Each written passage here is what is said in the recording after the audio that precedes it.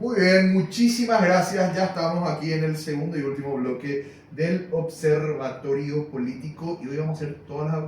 Medio rápido vamos a tener que hacerlo porque hoy nos dijeron hoy tienen que cumplir con el horario, así que le doy la bienvenida acá a mi amigo y compañero Esteban Cheraniuk, a.k.a. Chera. ¿Cómo anda, mi amigo? ¿Cómo te va, Ezequiel? Un saludo para vos, para la audiencia, para la gente que está ahí detrás también, que nos ayuda a salir hoy en un capítulo express de nuestra sección de los martes. Nuestra sección de los martes de política internacional y gran 7, qué ganas tenía de hablar de este tema, man.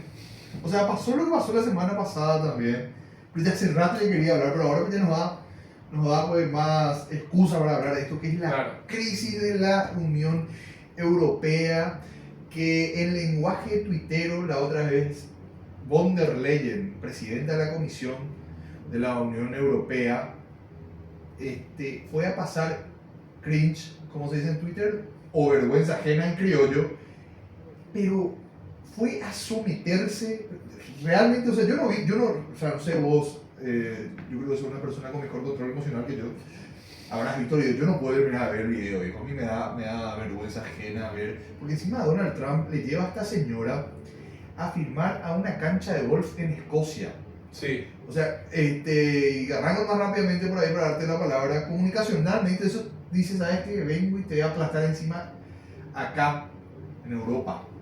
Sí. En Europa. ¿Por qué también creo que hace Donald Trump eso? Porque hay veces que le pararon el carro en la Casa Blanca, cosa que es poco común para un presidente estadounidense, que fue el caso de Zelensky, el ucraniano, el sudafricano y el alemán también, que le dijo que le votan a esos inmigrantes y demás cosas. Entonces Trump habrá adoptado, dijo, bueno, me echo un partidito de golf, me pego una duchita, me pongo un traje y lo humillo a los europeos. ¿Qué pasó este año?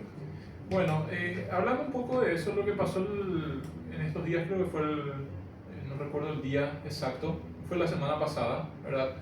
Estados Unidos y la Unión Europea firman un acuerdo del que nos estaba hablando mucho anteriormente, que tomó muy desprevenido a todo el mundo y que básicamente consiste en la imposición de aranceles por parte de Estados Unidos a los productos de la Unión Europea que entren a Estados Unidos del 15%, un número bastante alto, ¿verdad? El compromiso que ya, eso sí ya se venía hablando, el compromiso de la Unión Europea de comprar armamento y multiplicar su presupuesto militar, ¿verdad? Y comprarle armamento a Estados Unidos, y algunas cuestiones de barreras arancelarias más, ¿verdad? ¿A cambio de qué?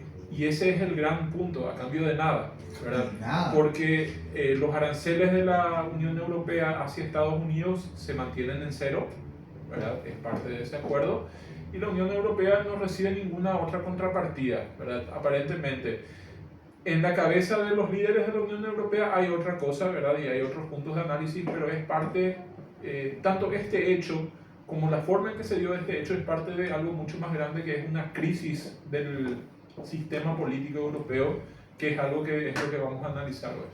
Muy bien, Estados Unidos le impuso un arancel del 15% sobre cerca del 70% de las exportaciones europeas. El número sería unos 380 mil millones de euros, mientras, así como decía, Estados Unidos mantiene aranceles cero para sus exportaciones en Europa. O sea, ya inicia 10-0 abajo más o menos Europa. La Unión Europea se comprometió a invertir 600 mil millones de dólares en Estados Unidos y consumir 750 mil millones de dólares en energía americana. O sea, Estados Unidos hizo su agosto. Si hay la primera cosa que le sale bien a Donald Trump en este momento es someterle a su propio aliado. Por eso siempre se dice que es más peligroso ser amigo de los Estados Unidos que enemigo. Y los hechos lo demuestran. A ver, estamos hablando de que la Unión Europea, Alemania principalmente, no sé si decir otrora potencia, sigue siendo una potencia, pero sí una potencia en crisis, que es el núcleo, el corazón, tanto geográfica como política y económicamente de la Unión Europea. Los alemanes recibían gas de Rusia por el mar Báltico, que es el mar que está arriba de Alemania, que pasa por Dinamarca, y abajo de Suecia y Finlandia. Si agarran un mapa, lo van a poder ubicar. Salía desde Rusia una cañería algo hermosa, que se llama Nord Stream. Si fueron los muchachos de Anquilandia y le pegaron un bombazo, reventaron, literalmente reventaron Sí, Eso, en un ataque del cual las investigaciones formales no tienen datos de quién claro. fue. Todas las investigaciones informales apuntan a un trabajo de la CIA, Sí. ¿verdad? Que agarraron y con buzos especializados detonaron el Nord Stream. Claro, y en ese marco le dejan a Alemania sin gas ruso, que es el gas barato, porque Rusia es un grandísimo productor de gas. Y, oh casualidad, viene Estados Unidos, yo te voy a vender gas, pero al doble del precio. Claro, exactamente. Al doble del precio. No solo que te voy a vender gas al doble del precio, sino que vos también tenés que invertir acá en mi país 600.000 millones de dólares. Miren, por Dios mío, no puedo ni ver, no le pongan audio porque me da vergüenza. Pero realmente Europa, de las... Hoy, a ver, me voy a permitir decir algo. Europa debe estar políticamente en su peor momento desde 1492. O sea, obviamente obviando las dos guerras mundiales, la guerra napoleónica, por favor, no quiero ser un boludo con esto, pero digo, en tiempos de paz, si se quiere, está en una posición política malísima después de tiempos de paz, en 500 años. Sí, está en una situación política muy, muy extraña, ¿verdad? Que de hecho, si vamos a hacer un análisis en el largo plazo histórico, ¿verdad? Europa desde la salida de la Segunda Guerra Mundial, donde queda en una situación de devastación interna muy, muy grave, lo que termina haciendo es sostenerse en Estados Unidos para mantener un par de cosas. Primero, para mantener su estatus político, ¿verdad? Su estatus como Europa, ¿verdad? Como las potencias regionales, para tener un brazo militar, ¿verdad? Que esto viene, Europa sí tendría la capacidad de formar una fuerza militar un poco más importante de la que tiene, ¿verdad? Pero se asentó sobre Estados Unidos un poco por comodidad de esa salida de la guerra, un poco por las crispaciones internas y un poco también por la presión de Estados Unidos tras el final de la Segunda Guerra Mundial, ¿verdad? Que fue el gran benefactor de Europa en ese sentido para la reconstrucción y en ese sentido también para el impulso de los negocios de Estados Unidos en Europa, ¿verdad? Ahora, esa situación, ¿verdad?, de desventaja o de alianza estratégica en cierto sentido, ¿verdad?, frente a Estados Unidos como un aliado en posición desventajosa, ¿verdad?, se ha ido acrecentando en los últimos años, ¿verdad? Hay varios puntos de inflexión en este acrecentamiento. Tal vez uno de ellos sea lo que fue la crisis del 2008, ¿verdad?, que es un fenómeno que a veces no lo analizamos con el suficiente rigor. Creemos que es algo que terminó, fue una crisis, terminó, más o menos se salió de ella, pero es algo que tiene consecuencias económicas y políticas que hasta hoy perduran, ¿verdad? Que tienen que ver un poco con cómo, con la capacidad principalmente de los estados de controlar a las empresas y de controlar el capital, ¿verdad? Aparte de eso, también es cierto una cuestión que se fue acrecentando, que es este conflicto con Rusia, este conflicto Europa-Rusia, ¿verdad? O podríamos decir este conflicto OTAN-Rusia, en donde se usa también un poco Ucrania como campo de batalla, ¿verdad?, en una puja por el control de recursos en esa zona de pasarela entre Europa y Asia. Acá hay que mencionar algo. Tradicionalmente para los europeos, ¿verdad?, para los que se autoconsideran europeos y las potencias centrales europeas, Europa del Este es un lugar un poco marginal, ¿verdad? Y Rusia, sobre todo en la visión de los que son más supremacistas y los que son un poco más de derecha, más occidentalistas, por así decirlo, Rusia es considerado casi Asia, ¿verdad? Entonces, Rusia sí es un país que está entre medio de Europa y Asia, ¿verdad?, pero desde esta visión geopolítica es considerado por los europeos como Asia, prácticamente. Claro. Entonces hay un conflicto ahí latente entre Rusia y la Unión Europea, ¿verdad? Y otro punto de inflexión ha sido definitivamente la pandemia, ¿verdad? La pandemia ha mostrado o ha expuesto una debilidad muy fuerte en los países europeos, ¿verdad?, que tenían esta muestra de ser democracias sólidas, de de ser países económicamente estables, ¿verdad? Y de tener un estado de bienestar con una gran capacidad de resolver los problemas de la gente. Esta capacidad no se ha visto durante la crisis del coronavirus, ¿verdad? Claro. En Europa pegó fuerte, y pegó fuerte justamente porque el estado de bienestar no fue capaz de sostener los problemas que traía el coronavirus, como sí fue capaz, por ejemplo, en China. Claro. Que es lo que un poco desenmascaró esta situación real de Europa, ¿verdad? Sí.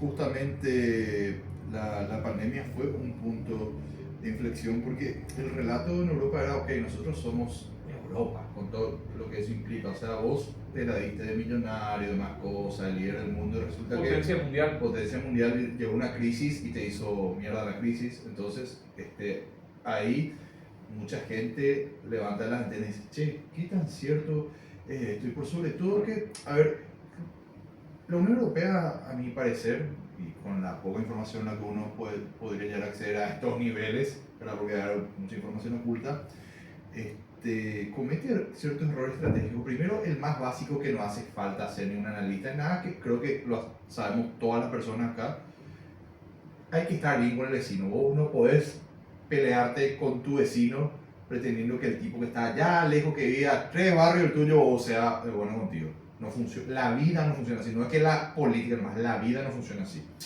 Dicho esto, es mucho más natural de que Europa tenga alianzas tanto con Rusia o con China, ¿verdad? Pero hay un discurso dominante que cada vez pesa menos, y la verdad es que ya nadie no le da mucha importancia a ese discurso, porque uno ve lo que es Estados Unidos, Europa, gente que cuando le conviene levanta la bandera de la democracia y cuando no levanta las armas, ¿verdad? Claro. Nadie ya no se come más ese discurso. Realmente yo celebro que el mundo empiece a abrir los ojos en ese sentido, porque le escuché decir a esta señora von der Leyen con Trump, no, nosotros, sí, el problema es que China quiere tener dominio ideológico, dominio del comercio, dominio... Y digo, ¿Estados Unidos qué? Claro, exactamente. Estados Unidos que, a ver, y a los hechos yo me remito.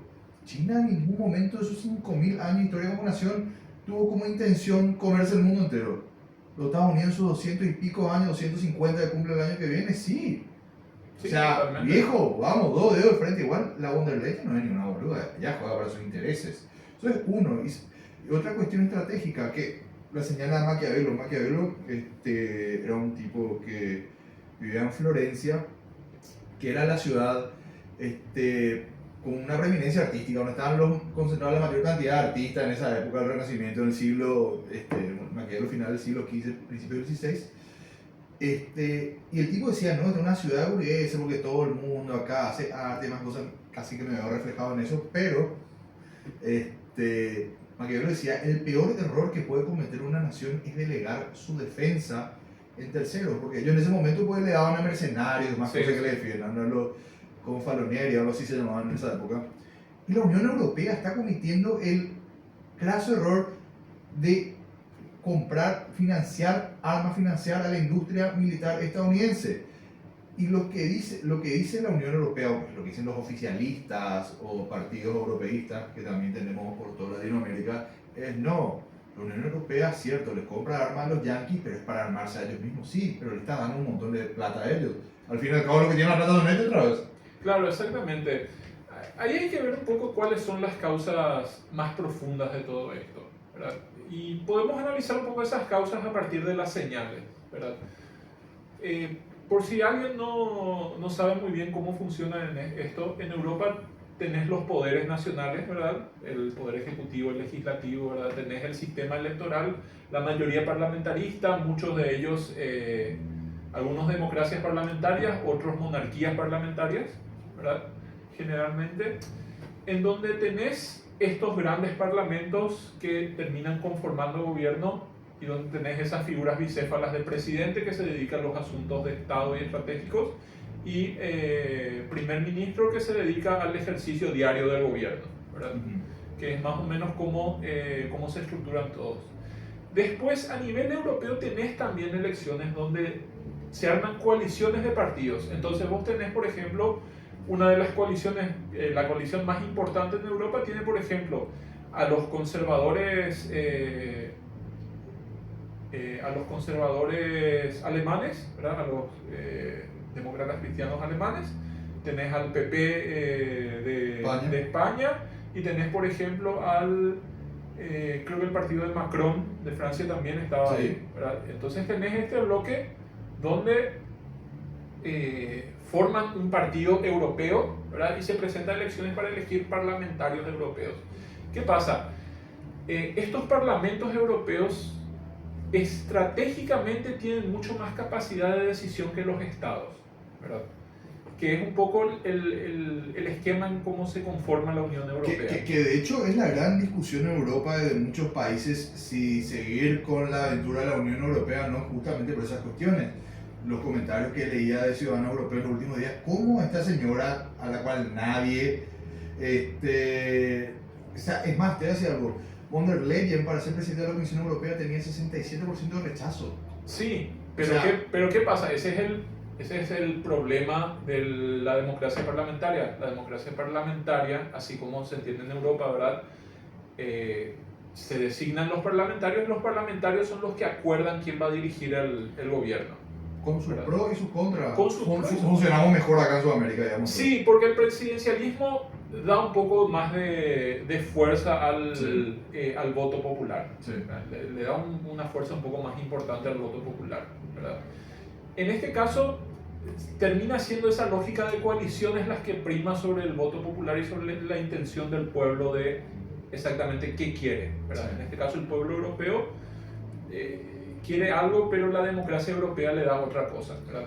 Ese es uno... ¿Te puedo contar lo que le da la democracia europea Sí. al ciudadano europeo?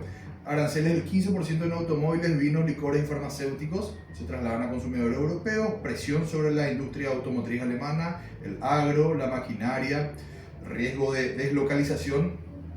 ¿Qué significa deslocalización? Que las empresas se vayan a China, que es la razón por la cual Estados Unidos está perdiendo esta batalla a nivel global.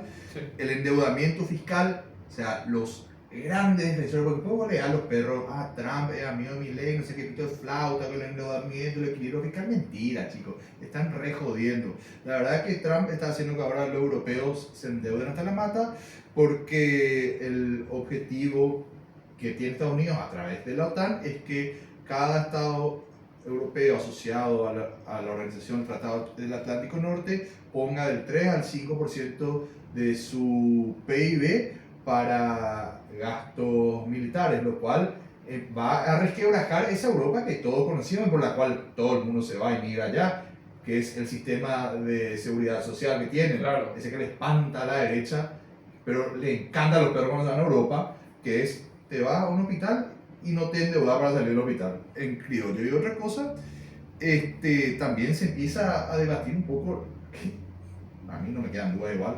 pero vamos a ser un poco elegantes y decir que se empieza a debatir públicamente el nivel de soberanía de los europeos. Claro. Son más europeones ahora. Sí, es un nivel de soberanía que siempre estuvo en duda, pero creo que está más en duda que nunca, ¿verdad? Incluso, ¿sabes por qué? Porque justamente cuando entró Trump al gobierno en este nuevo periodo y se avecinaba que iba a ser un Trump más agresivo y más condicionante con Europa, ¿verdad?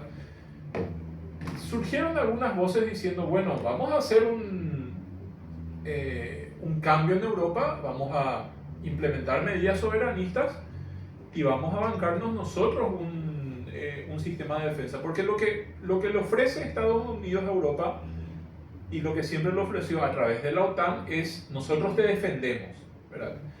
El problema es que Europa no está bajo ataque de nadie, ¿verdad? Vamos a ser sinceros, nadie está atacando a Europa ni con intenciones de Claro, es atacar como a que Europa. los europeos viven con ansiedad constante. Claro, ese es un discurso que viene del discurso anticomunista del final de la Segunda Guerra Mundial, que es algo que después se siguió utilizando retóricamente, ¿verdad? Pero es un discurso que sigue manteniéndose en Europa, ¿verdad?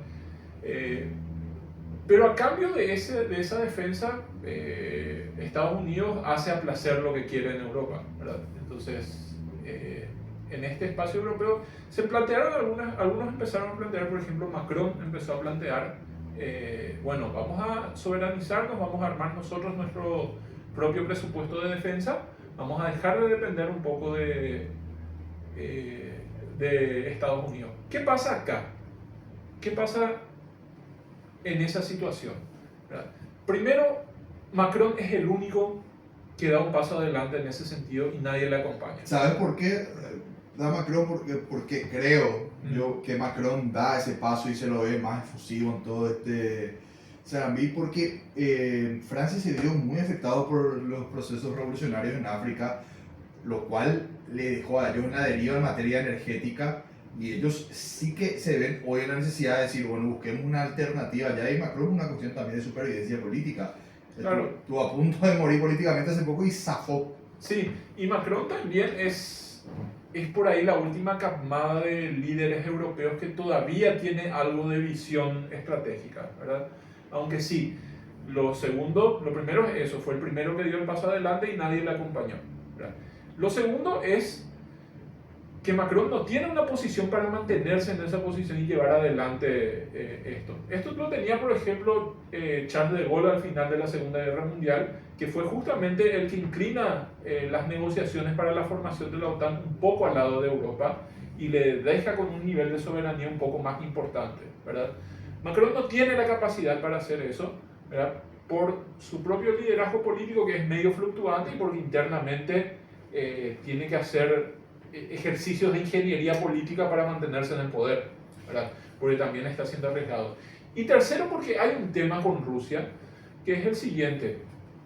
El paraguas natural de Europa es probablemente Rusia, ¿verdad? Sí. Probablemente el único que puede ponerse en una posición de decir, bueno, nosotros podemos ser tu aliado para que vos dejes de depender tanto de Estados Unidos, es Rusia. ¿Qué pasa? Hoy Europa está, o la clase política europea está en un proceso de sobreideologización. En una lucha sobreideologizada contra Rusia, ¿verdad?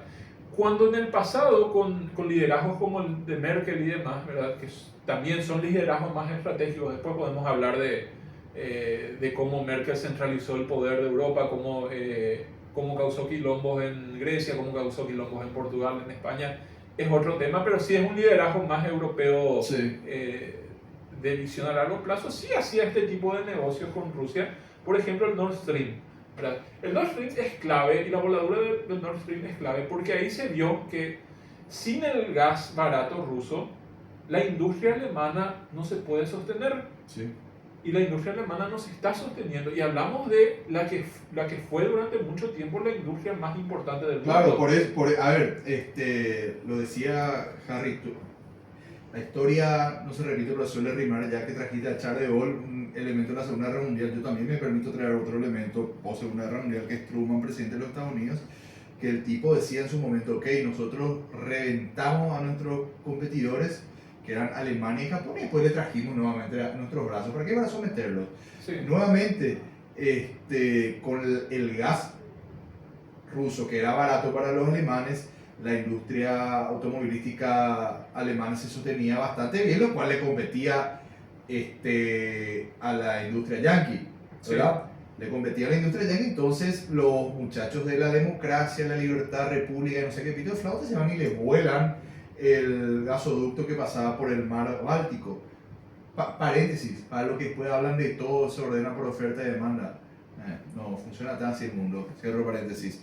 Y ahí quiero hacer un recuento histórico también, mi amigo Chera y audiencia, porque sirve la historia sirve justamente para ver los errores que se cometieron en el pasado, los hechos que se cometieron en el pasado y cómo los podemos relacionar con los del presente para sacar un aprendizaje de esto. Hay un pacto muy interesante, que es el Pacto de Múnich de 1938. ¿Quiénes firman el Pacto de Múnich de 1938? Por supuesto, si estamos hablando de Múnich, Alemania, lo firma Hitler por un lado, pero por el otro lado lo firman los ingleses y los franceses. Chamberlain, no estoy recordando, Dallier, creo que era el francés. Bueno, sí. Cuestión de que en ese momento Inglaterra y Francia dicen, ok, voy a ceder ante lo que me pide Hitler para calmarle. Entonces, ¿qué dicen los ingleses y los franceses? Bueno, Hitler, ahora sí podés invadir Checoslovaquia. Eso no se cuenten a mucho, porque siempre los soviéticos van a ver los malos. Le dicen los ingleses y los franceses, sí, Hitler, vos podés invadir Checoslovaquia, entonces se va a quedar tranquilo Hitler. Sí. Después del resto de historia, chicos, Hitler no se quedó tranquilo, invadió Polonia, invadió toda Europa y se armó la podrida. Invadió Francia y Invadió Francia y Inglaterra no llegó a tomar, pero sí también intentó. Pero le bombardearon. ¿A qué voy? La lógica de yo me someto para que vos estés tranquilo y calmar lo que vos... Eso no existe, chicos, por favor.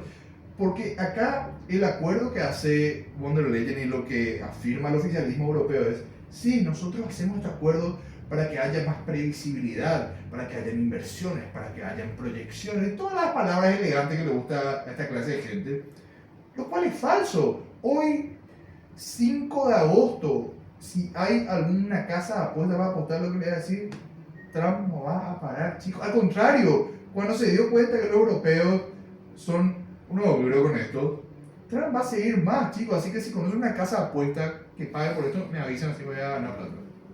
Claro, exactamente. Bueno, y justamente ese es el gran tema a analizar. ¿Por qué la Unión Europea está en esta situación? ¿Por qué? ¿Verdad? Creo que hemos visto algunas de las pistas, hemos visto la crisis del 2008, hemos visto un poco cómo eso se... ¿Por qué digo que es importante la crisis del 2008? Porque la crisis del 2008, a pesar de lo que parece, termina debilitando al Estado frente al capital, ¿verdad? Y esto es importante, ¿verdad? Porque el Estado y el capital tienen una relación simbiótica, pero también de conflicto, ¿verdad? El Estado pone trabas para mantener su poder, el capital, pero también le ayuda al capital para poder avanzar sobre los distintos negocios, ¿verdad? Ahora, ¿qué pasa después de la crisis? Después de la crisis, el Estado no encuentra una salida ni una respuesta a cómo hacer que estas crisis del capital dejen de ocurrir. Y opta por naturalizarlo. Claro. ¿Verdad? Opta por decir, bueno, así nomás la economía, son ciclos nomás. Son ciclos nomás, ¿verdad? ¿Qué surgen de estos? De estos procesos surgen un montón de procesos de respuesta justamente de la crisis del 2008, que son, por ejemplo, lo que termina siendo las manifestaciones en España, que terminan en la formación de Podemos, las manifestaciones en Grecia, que terminan en el gobierno de Syriza, ¿verdad? Que terminan en ese famoso referéndum donde los griegos decían, bueno, no vamos a pagarle a la Unión Europea lo que nos piden porque es algo absurdo y vamos a reconstruir nuestro país con el bloqueo que tenga que venir, y Tsipras retrocede, ¿verdad? Después, el famoso tema de la crisis griega. Te votaron para algo y hiciste lo contrario. Claro, exactamente. No, vos llamaste. Vos llamaste, boludo. Vos le dijiste a la gente, ¿quieren que haga esto o no? La gente te dijo, metele, y vos retrocediste, ¿verdad? Un pecho frío en términos futbolísticos. Claro, surgieron ese tipo de procesos, pero terminaron fagocitados un poco por la dinámica política europea, ¿verdad? Y la dinámica política europea es clave un poco porque se ha burocratizado demasiado. ¿Qué queremos decir cuando decimos que se ha burocratizado demasiado? Queremos decir que, por ejemplo, la política se ha profesionalizado, ¿verdad? En términos de que los políticos en Europa son políticos profesionales a toda escala, ¿verdad? Y ha tenido un poco este marco de ser una clase en sí misma, ¿verdad? Sí. Un grupo político general que vela un poco por los intereses sectoriales, pero sobre todo vela por su supervivencia política y vela por la consecución de sus procesos. O sea, ellos tienen, este es nuestro plan, vamos a conseguirlo, y todo debe ir de acuerdo a este plan que tenemos. ¿Qué pasa? Si ese plan no funciona, generalmente los sistemas que se burocratizan, esos planes no se revisan, no hay reflexión sobre eso, no hay reposicionamientos estratégicos, no hay dinámica en la toma de decisiones, ¿verdad?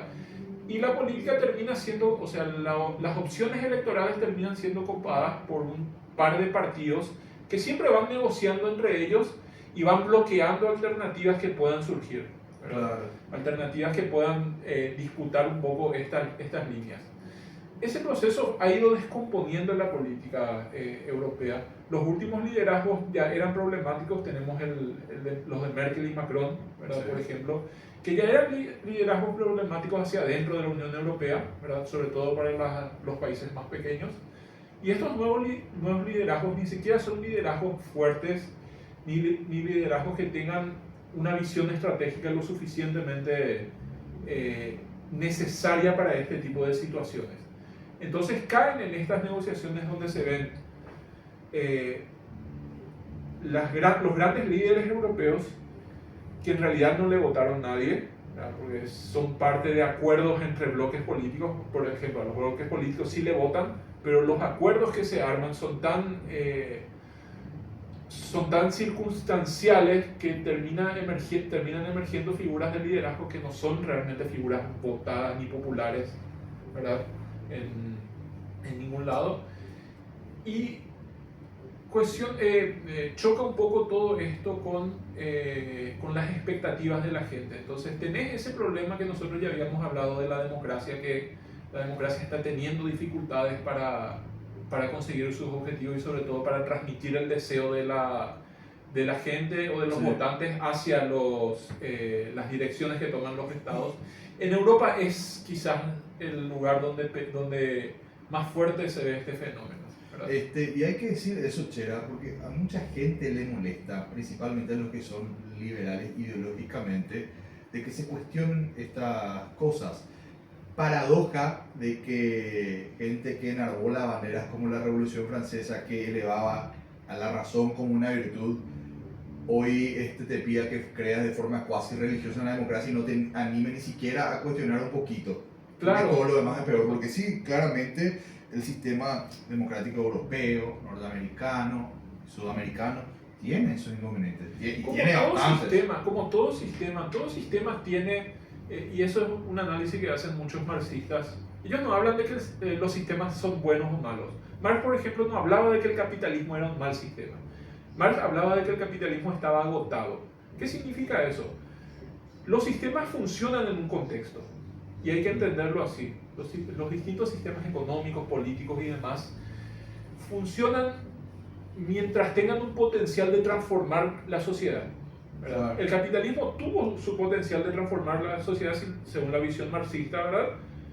Hasta que ya no lo tuvo, hasta que se agotó como modelo, ¿verdad? Claro. Probablemente la democracia liberal, porque no tenemos tampoco que decir que toda democracia es así, es una forma de entender la democracia, tenemos que hablar un poco de las otras formas de entender la democracia también. Sí. La democracia liberal está dando señales de agotamiento muy fuertes, ¿verdad? Y es algo que hay que revisar, porque la democracia no sirve si no sirve. ¿Qué significa esto? Si la democracia no puede conseguir los objetivos, no puede mejorarle la vida a la gente, no puede fortalecer las instituciones, no puede generar un ambiente de bienestar, no sirve, ¿verdad? Y cuando no sirve, la gente empieza a ver con buenos ojos alternativas extremas, ¿verdad? ¿Qué es lo que está pasando un poco en Europa? En Europa está creciendo la extrema derecha en todos lados, ¿verdad? Y es un crecimiento que, empezó en los 80 el crecimiento electoral de la extrema derecha, bajó en ciertos periodos, ¿verdad? Pero ahora está en su pico más alto histórico. Sí. Una representante de extrema derecha está gobernando Italia, por ejemplo, ¿verdad? O una representante de la extrema derecha es hoy el alcalde de Madrid, por ejemplo. El alcalde de Madrid, o es la primera fuerza para ganar en Alemania. AfD también, claro. AfD está como primera fuerza en las encuestas en Alemania, ¿verdad? Después de que esta coalición de centro derecha que está encabezando Merz, que es de la socialdemocracia, no de la socialdemocracia, perdón, de la democracia cristiana, de la derecha conservadora, está flaqueando porque no está resolviendo problemas, ¿verdad? Y cuando está flaqueando y cuando no hay alternativa del otro lado, se busca alternativa para otro lado, ¿verdad? Para cerrar nada más, hace 237 años, por la incapacidad de transformación de la vida de la gente, no es que la había transformado mucho tampoco, pero por la incapacidad de transformación de la vida de la gente, se empezaron a resquebrajar las monarquías absolutas, se le corta la cabeza al rey y a la reina, Sería una grandísima pregunta, a ver a quién se le debe cortar la cabeza en el siglo XXI, pero si te parece, mi amigo, nos vamos despidiendo y podríamos hablar entonces la semana que viene de la crisis de democracia liberal. ¿Qué te parece? Creo que es un gran tema, y podemos ver un poco cómo esta crisis se difunde por el mundo y cómo se manifiesta en distintos lugares. Acá también hay manifestaciones muy claras en Paraguay. Sí, totalmente, totalmente. Mi amigo, muchísimas gracias. Nos vamos más tempranito, nos vamos con 5 minutos de antelación. Vamos a estar enlazando con la capital, ya empezamos a calentar motores para todo lo que se viene de este mundial del World Rally Car acá en nuestro departamento, así que nosotros nos vamos despidiendo. Esto fue el Observatorio Político. Muchísimas gracias por prenderse en esta tarde con nosotros y sigan prendidos acá por el 89.7 y por todas nuestras plataformas de Paraná Medios, Instagram, Twitch, YouTube y Facebook. Hasta la próxima.